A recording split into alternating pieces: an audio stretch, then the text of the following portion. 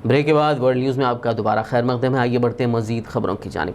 भारत में आलमी वबा कोरोना वायरस का कहर दिन ब दिन बढ़ता ही जा रहा है और फिर एक ही दिन में 67,000 से ज़्यादा केसेस रिपोर्ट हुए हैं। ताहम इसी अरसे के दौरान 63,000 से ज़्यादा मरीजों के सेहतमंद होने की भी इत्तलात हैं। बुध की सुबह मरकज़ी वजारत सेहत की जानिब से जारी ताज़ा तरीन अदद-ओ-शुमार के मुताबिक गुज़िश्ता 24 घंटों के दौरान मुल्क में मुतासर अफराद की तादाद 67,151 नए मरीजों के साथ मजमूई तादाद 32,34,475 हो गई है। इसी अरसे के दौरान 63,173 मरीज शिफायाब भी हुए हैं, जिससे सेहतमंद होने वाले मरीजों की मजमूई तादाद बढ़कर 24,67,759 हो गई है। एक्टिव केसेस में 2,919 मरीजों का इजाफा हुआ है और सेहतमंद अफराद की निस्बत नए केसेस की वजह से ये तादाद 7,07,267 तक पहुंच गई है। सुप्रीम कोर्ट ने जवाहरलाल नेहरू यूनिवर्सिटी के तालिब इल्म और कौमी शहरियत एक्ट यानी CAA की मुखालिफत करने वाले शर्जील इमाम की दरख्वास्त पर समाअत 2 हफ्तों के लिए मुलतवी कर दी। दरख्वास्त में शर्जील इमाम की जानिब से अपील की गई है कि उसके खिलाफ मुख्तलिफ रियासतों में दर्ज FIRs को मुंसलिक किया जाए और एक ही एजेंसी को तहकीकात का हुक्म दिया जाए। बता दें कि शर्जील इमाम के खिलाफ गुज़िश्ता साल CAA के एंटी रैलियों में उनके मुबैना इश्तियाल अंगेज़ तकरीर के लिए कई FIR दर्ज किए गए हैं। कांग्रेस जनरल सेक्रेटरी प्रियंका गांधी वाड्रा ने उत्तर प्रदेश में खवातीन के खिलाफ जराइम के बढ़ते मामलों पर गहरी तशवीश का इजहार किया है। उन्होंने इस मामले पर योगी हुकूमत पर सख्त हमला किया और गवर्नर आनंदीबेन पटेल से इन वारदातों को रोकने के लिए रियासती हुकूमत को सख्त कदम उठाने की हिदायत देने की अपील की है। प्रियंका ने बुध को जारी एक बयान में कहा कि गवर्नर साहिबा उत्तर प्रदेश में खवातीन की हिफाजत के लिए हालात बहुत ख़राब हो चुके हैं। लखीमपुर की एक लड़की ऑनलाइन फॉर्म भरने जा रही थी, उसकी असमत दरी करके बेरहमी से कत्ल कर दिया गया। उत्तर प्रदेश में ऐसा अब रोज़ हो रहा है। उम्मीद है कि औरत होने के नाते आप इसे संजीदगी से समझेंगी और नोटिस मिलेंगी। कांग्रेस के साबिक सदर राहुल गांधी ने कहा है कि मईशत में बेहतरी के लिए हुकूमत को उन्होंने जो सलाह दी वो मुनासिब थी और अब रिज़र्व बैंक ने भी उसकी तस्दीक कर दी है। राहुल गांधी ने बुध को ट्वीट किया कि मईशत के सिलसिले में महीनों से जो वार्निंग मैं दे रहा हूँ, RBI ने अब उसकी तस्दीक की है। हुकूमत को ये कदम उठाने की ज़रूरत है।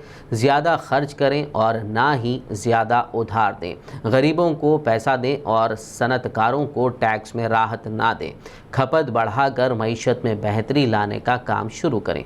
मीडिया के ज़रिए से जो ख़तरनाक पैगाम फैलाया जा रहा है उससे गरीबों को मदद नहीं मिलेगी और ना ही मुआशी बहरान से निजात मिलेगी।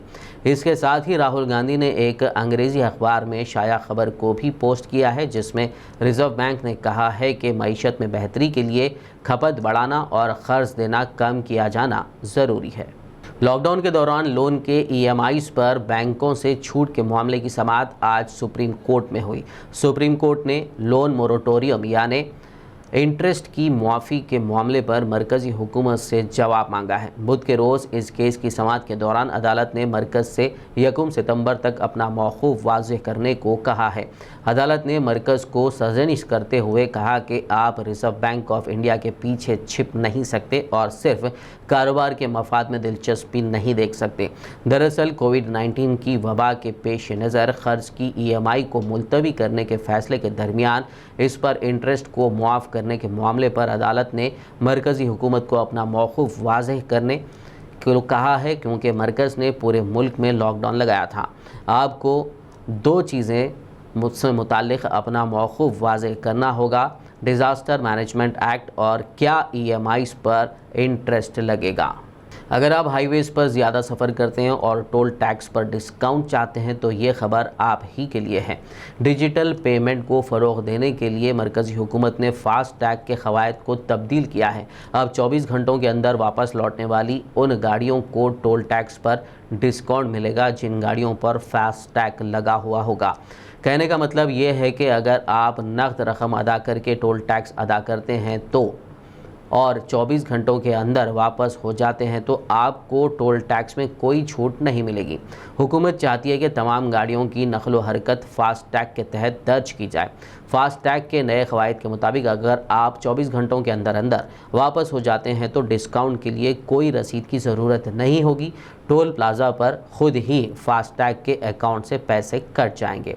वहीं अगर बिना फास्टैग वाली कार फास्टैग के ट्रैक पर आ जाती है तो फिर डबल टोल टैक्स अदा करना पड़ेगा। इसी के साथ ही ये भी बताया गया है कि अगर फास्टैग के अकाउंट में पैसे नहीं हैं तो फिर आपसे डबल टैक्स वसूल किया जाएगा।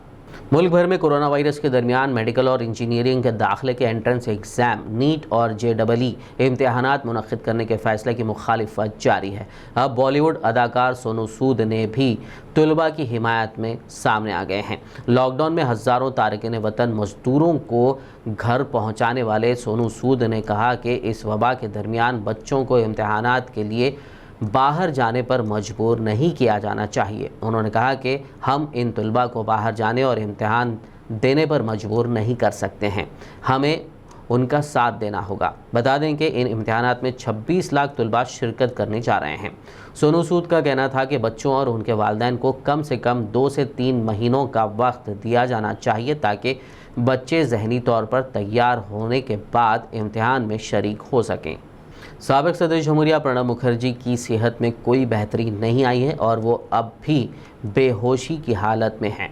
प्रणब मुखर्जी को गुज़िश्ता 10 अगस्त को फ़ौज के रिसर्च एंड रेफरल अस्पताल में दाखिल कराया गया था। अस्पताल ने आज मेडिकल बुलेटिन जारी करके कहा कि प्रणब मुखर्जी के फेफड़ों में इन्फेक्शन का इलाज किया जा रहा है। वो मुसलसल कोमा में हैं और उन्हें लाइफ सपोर्ट सिस्टम लगाया गया है। प्रणब मुखर्जी के दिमाग में खून जमने के बाद उनका ऑपरेशन किया गया था और अस्पताल में दाखिल होने के वक्त वो कोविड-19 से भी मुतासिर पाए गए थे।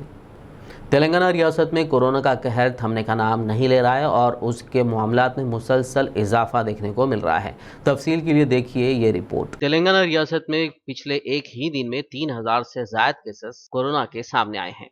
तेलंगाना के महकमे सेहत ने बताया कि पिछले 24 घंटों के दौरान कोरोना के 3018 नए मामले सामने आए हैं, जिसके बाद रियासत में कोरोना केसेस की जुमला तादाद 1,11,688 तक पहुंच गई है। कोविड बुलेटिन में मजीद बताया गया है कि GHMC हुदूद में 475 केसेस रिकॉर्ड किए गए हैं, जबकि अजला आदिलाबाद में 28, भद्राद्री कोत्तागुड़म में 95, जगतियाल में 100, जनगांव में 52, जयशंकर भूपालपल्ली में 20, जोगुलांबा गदवाल में 37, कामारेड्डी में 76, करीमनगर में 127, खम्मम में 161, कोमरम भीम आसिफाबाद में 11, महबूबनगर में 56, महबूबाबाद में 60, मंचिरियाल में 103, मेदक में 40, मेडचल मलकाजगिरी में 204, मुलुगु में 26, नागर कर्नूल में 38, नलगुंडा में 190, नारायणपेट में 14, निर्मल में 41, निजामाबाद में 136, पेद्दापल्ली में 85, राजन्ना सिलसिला में 69, रंगारेड्डी में 247, संगारेड्डी में 61, सिद्दीपेट में 88, सूर्यापेट में 67, विकाराबाद में 21, वनपर्ती में 46, वरंगल रूरल में 61, वरंगल अर्बन में 139, जबकि यादाद्री भोनगिर में 44 केसेस रिकॉर्ड किए गए हैं। वहीं पिछले एक ही दिन में कोरोना वायरस से 10 लोगों की मौत भी हो गई है और इस हिसाब से रियासत में कोरोना वायरस की वजह से अब तक जुमला 780 लोग अपनी जान गंवा चुके हैं। आखिर में एक नज़र हेडलाइंस पर। अफगानिस्तान के बल्ख में तालिबान का हमला, अफगान कमांडो समेत 3 हलाक, 41 जख्मी।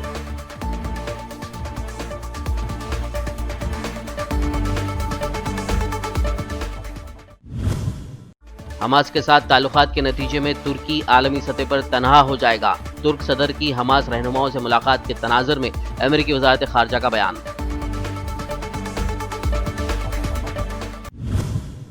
सलामती कौंसिल ने ईरान पर पाबंदियों का अमेरिकी मुतालबा किया मुस्तरद। दूसरी जानिब एटमी तवानाई एजेंसी के साथ ईरान के मज़ाकरात रहे मुस्बित।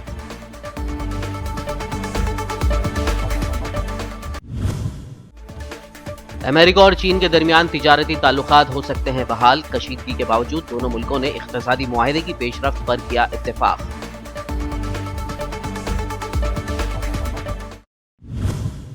पाकिस्तान में 3 रोज से मूसलाधार बारिश का सिलसिला जारी।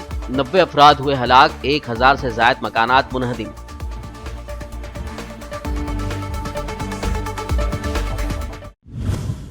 लोन मोटोरियन मामले में सुप्रीम कोर्ट ने मोदी हुकूमत की सरजनिश की। 7 दिन में सूद पर छूट की सूरत हाल को वाज़ेह करने का दिया हुक्म। 1 सितंबर को होगी अगली समाअत।